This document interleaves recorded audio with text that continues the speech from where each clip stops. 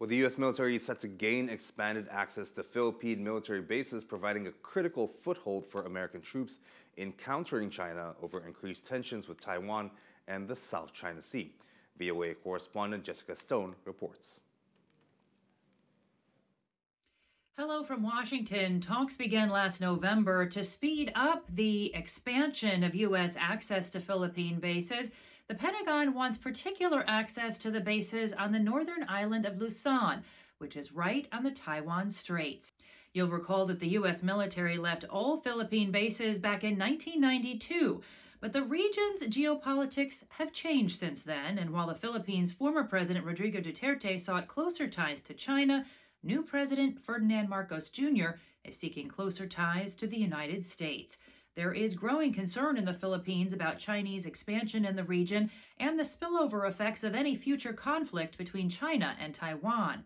Luzon is strategically significant because it's just south of Taiwan and offers access to the disputed South China Sea. Already, Washington has set aside $66.5 million for repairs to new shared locations for training, humanitarian, and disaster response. VOA spoke to defense analysts this week about the significance of this announcement. This is essentially probably signaling to Beijing and also to Taipei that Philippines might play some role in terms of a potential Taiwan contingency. So I think it's quite clear in terms of the resolve of both sides to step up their alliance activities in order to enhance deterrence.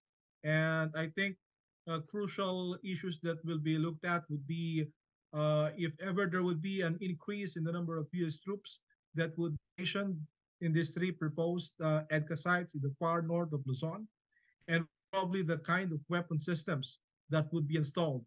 I think those are many observers will be looking at how much in terms of the number of U.S. troops would be put there on a rotational basis, and then the types of platforms that would be put in place.